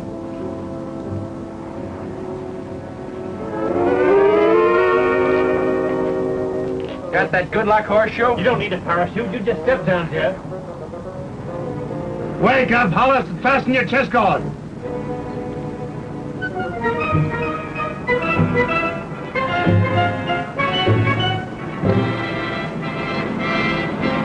Hook up. Stand your door.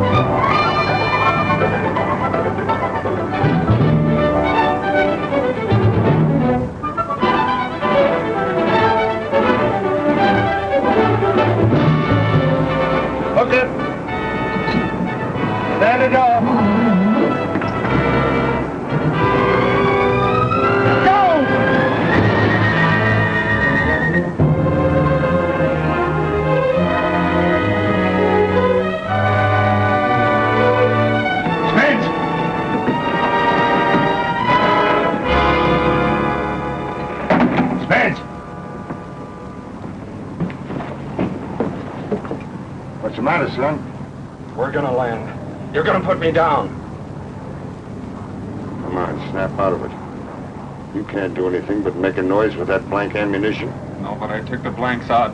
I've got live ammunition in this gun. Nobody's gonna make you jump, Spence. We'll land. Come on, give me that pistol. No. No, I won't. I don't believe you. That's better. You're scared now, aren't you? That's good. Hook up, Burke. Bert, didn't you hear my order? It'll be the last order you'll ever give. The last one. I know how you feel, Spence. Keep back or I'll... No, you won't. Remember what you told me last night? About your family?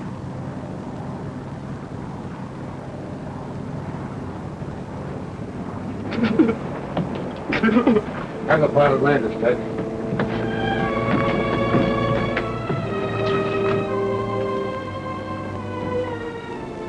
You've got nerve, kid.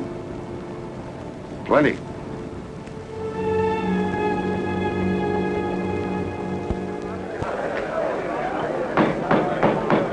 Gentlemen, in good old Aqua Pura, I want to propose a toast. To Bill Burke. The man who saved our dear old Thunderhead from a fate which he so richly deserved. Well, I thought that was funny. Oh. Men, I just talked to Spence over in the observation ward. He's going to get his transfer. And he wants to thank Private Burke for taking that gun away. I don't suppose anybody will mind now if I let you all in on something. The Commandant's son is right here in your company. Private Bill Burke. Why didn't you tell me? How about it, Bill?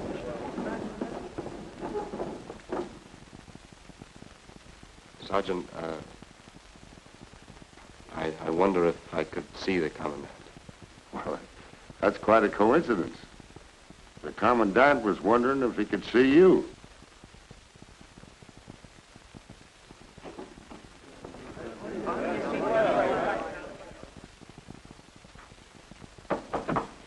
Come in. Private Burke wants to see you, sir. Hello, Bill. Sit down. And Bill, stop trying to look so important. Oh, I don't think it's that, sir. I guess it's just that a real soldier don't like so much hullabaloo. So I've heard. Well, son, haven't you anything to say? Yes, sir. I wish to be transferred to another branch of the service. Well, you don't know what he's talking about, sir. He's been through a good deal today. Yes, I have. Only it's not what you think. Gee, I'd rather Spence had shot me up there today than to have to tell you this. I was afraid to jump. I was stalling. Don't you see, it was the only out I could find. Bill, you don't mean that.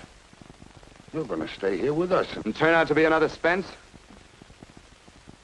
Can't you see, sir, I'm doing this for you. If I stick around here, it might make you look pretty bad. Maybe he's using better judgment than we are. Private Burke, you'll be quietly assigned to ground duty for 2 weeks. If you don't change your mind in that time, you'll get your transfer. Yes, sir. I'd like...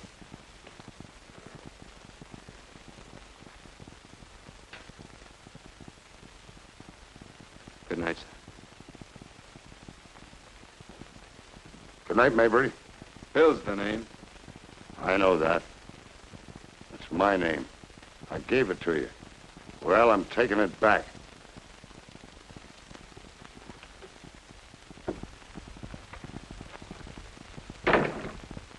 Oh, we got that down. Let's try slow blues on it.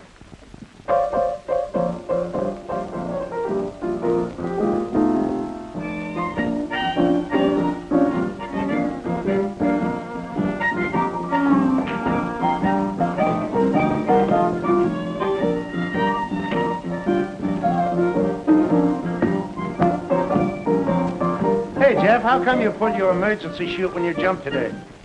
Well, I was the last one to jump, and I saw I was passing everybody. I figured it was about time to pull it.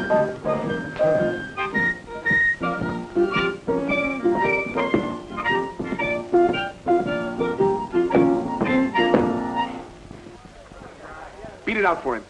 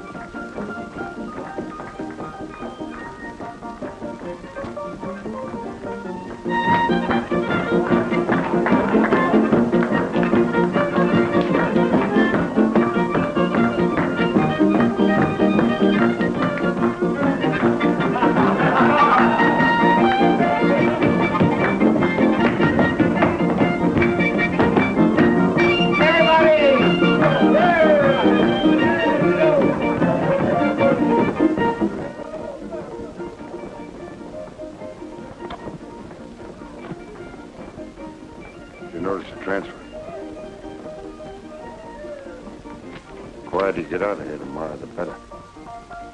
Yes, sir. Kid says you miss her. You might tell her I'll miss her, too. I've got no time for that stuff. I got some drop tests to make with Bessie. You can come along if you want.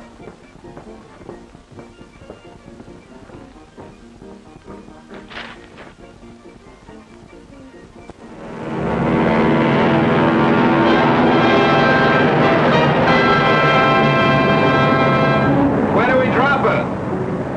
Take a look and see if the ground crew's put out the panels yet. Yes, sir. Okay. You sure you're clear of the plane before you pull that ripcord? Are you trying to be funny? No. But I'm going to make a parachute trooper out of you, Mayberry, before it's too late to cancel that transfer. You're crazy! Maybe so, but you're going to sink or swim.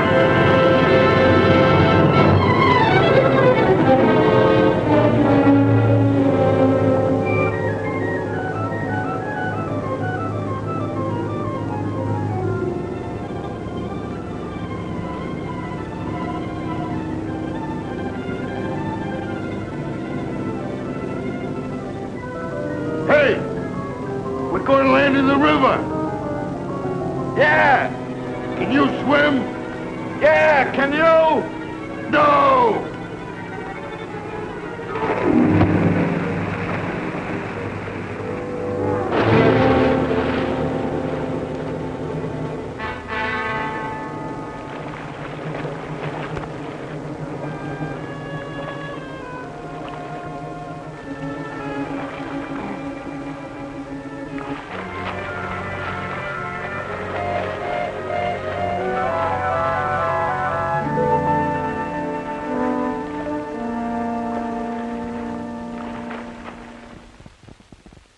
Sir, I'm afraid this transfer isn't much good anymore.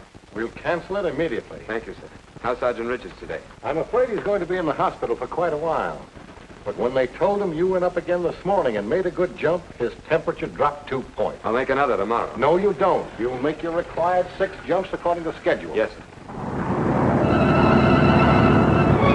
You know, we're going to miss that old foghorn yelling in our ears. Yeah, couldn't you do a little bellowing, Sergeant, just to make it feel natural? I ain't had a decent jump since he's in the hospital. That makes you even with yourself. All right, men, hook up. Stand it off.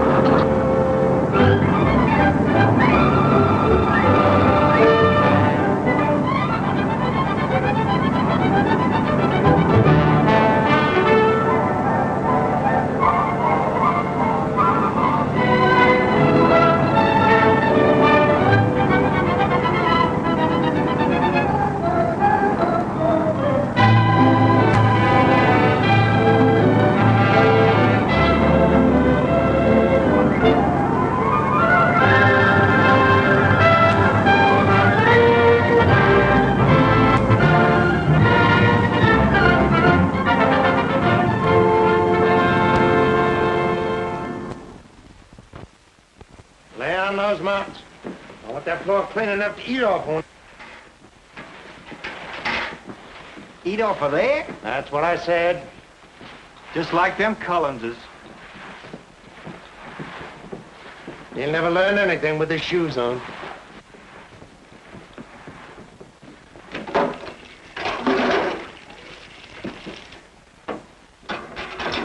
Collins.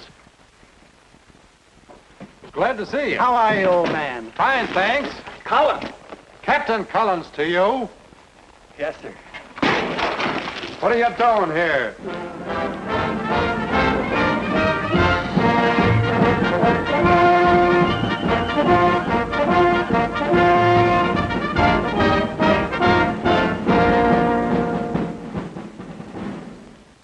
There's only some way we get word to old Thunderhead. Let him know we're going to do our best for him out there Monday. Yeah. Yeah, it'd be nice, wouldn't it? Make him feel better.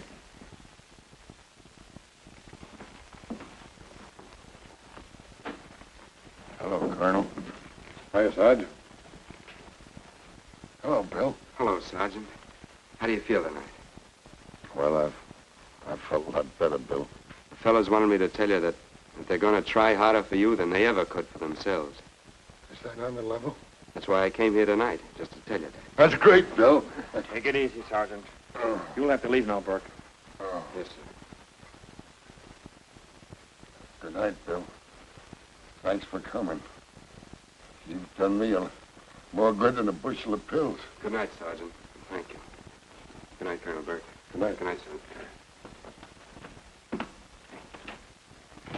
This is the gall darndest thing. I suppose next week you'll be asking me to play Camille. Sergeant looks very chic in a nightgown, don't you think so, sir? Yes, he has what I believe is known in some circles as appeal. Oh. Excuse me, sir, but I've been fit as a fiddle for a week, and those orderlies won't even let me walk down the hall. That's because you're such a valuable patient. The whole battalion's going to make good just to save your life. Why don't you pour Sergeant Richards a little medicinal whiskey?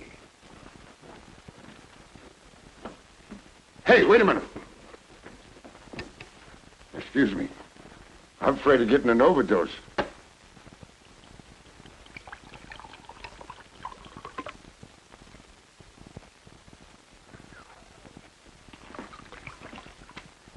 Whoa!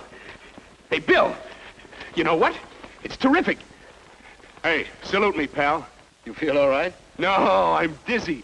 My college ROTC just paid off. Nickels or dimes? Now, second lieutenant reserve. They're going to send me down for a refresher course right after the big splurge Monday.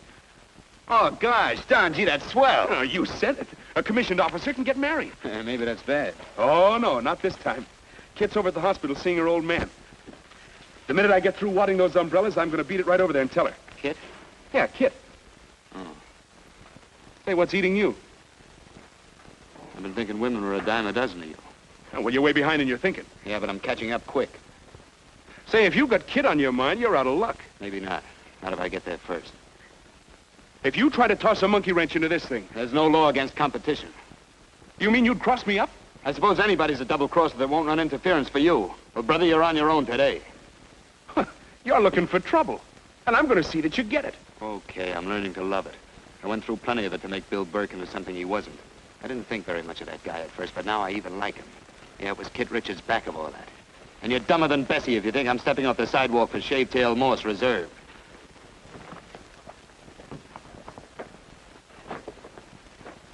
It's a mighty sloppy way of packing a chute. Better restow those lines. It's okay, Sergeant. I'll jump like this. You heard what I said. Restow those lines. Back to your table, Moss. Well, it'll keep you busy for a while, Bud. Yeah, that's what you think.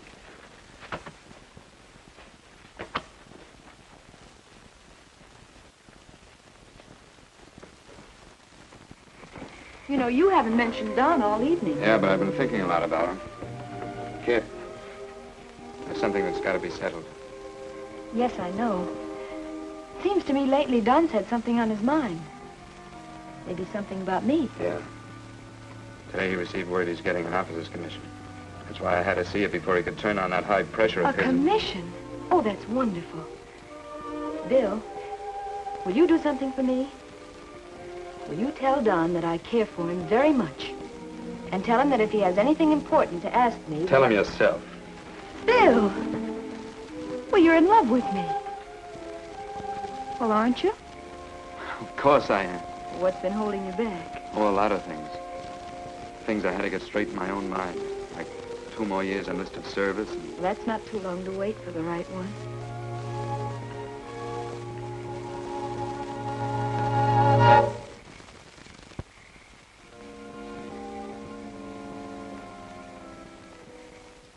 As you all know, this general demonstration is to be an attack on an enemy village. Our operations are to coordinate with the other participating units at this post. The parachute unit has been charged with the destruction of a central objective, which houses a powder magazine, indicated by these crosses. Due to their recent good work, I've assigned 2 men for a special detail against the powder magazine. Private Morse and Private Burke. Any questions, boys? Take over, Sergeant. Detail, attention. All right, men, fall out. Battalion, halt! Left, feet! Morris and Burke are missing. They are. Take over. Right. Haste! Forward! March!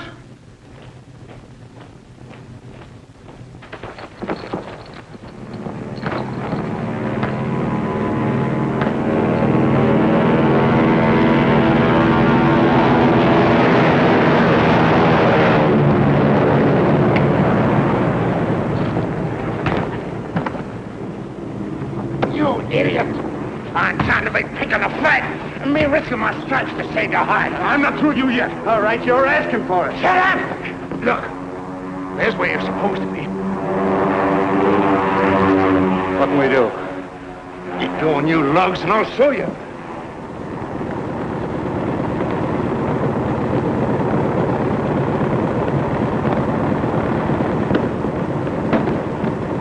Lieutenant, take civilian. Right. Now you got one chance to clean yourselves up. Get to those powder magazines and get to them quick. We can't use our static lines on this ship. Use your emergency chutes after that far.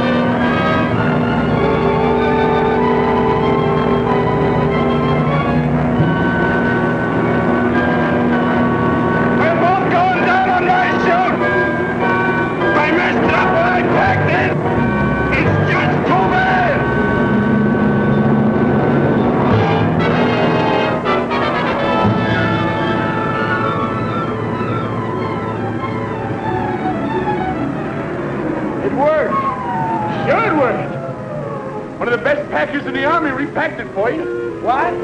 Sure. I wanted to beat your ears off. I didn't want you to break your neck, so I repacked your chute. Thanks. Okay. I just thank myself.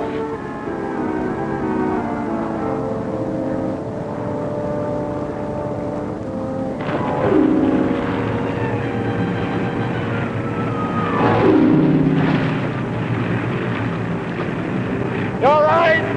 No! What's the matter? I'm all wet!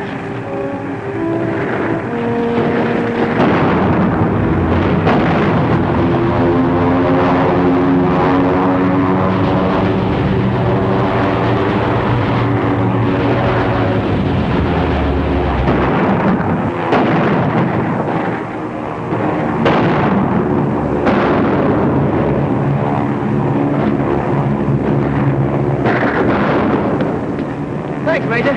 Private G. Whittle will report for duty. Colonel, your men had orders to destroy the powder magazine. What's happened to them? Hey, what luck, we're right behind the village. Yeah, look.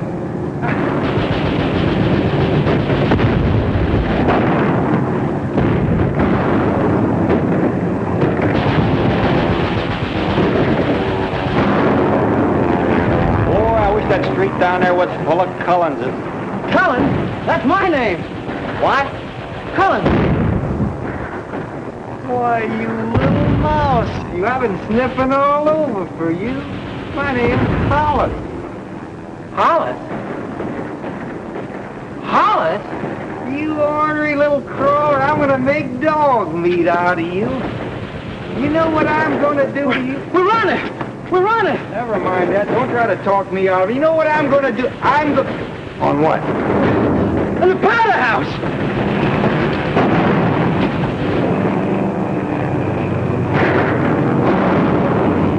Hey, Bill! There it is! Give me a hand grenade and stand clear.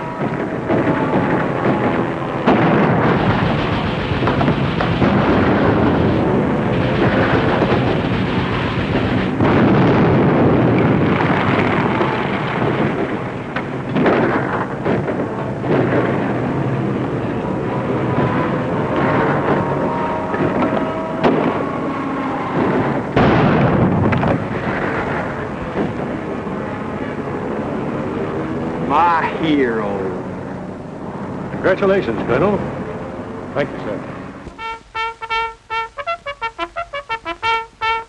The Chief of Infantry wishes to congratulate Colonel Burke and the officers and enlisted men of the 501st Parachute Battalion for proving their important value as a combat unit, and who now will be officially awarded the new parachute emblem.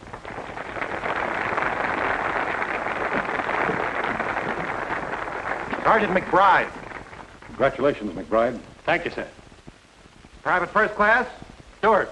Stewart, congratulations. Thank you, sir. Private First Class, Reardon. Congratulations, Reardon. Thank you, sir. Private First Class, Oh, Herbert. so it's you. You know, that battalion would never speak to you again if they knew you had your health. Private First Class, Burke. Congratulations. Bill. Thank you, Dad.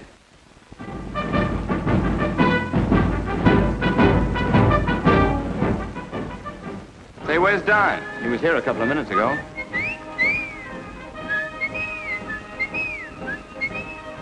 There he goes. Hey, Lieutenant! See you around in a couple of years. Yes, you're going to be the best man. What do you mean, gonna be?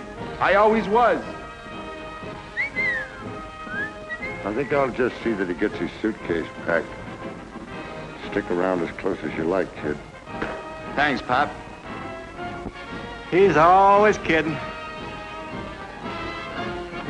Ain't he? Let's go, the parachutes are here.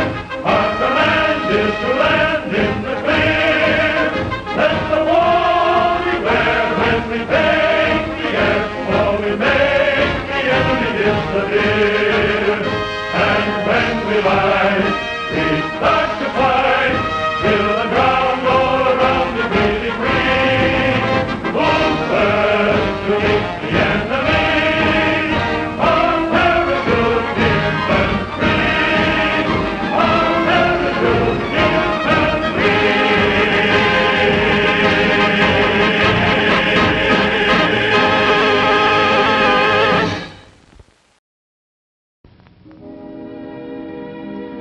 And now, folks, it's time to say goodnight. We sincerely appreciate your patronage and hope we've succeeded in bringing you an enjoyable evening of entertainment. Please drive home carefully and come back again soon. Good night.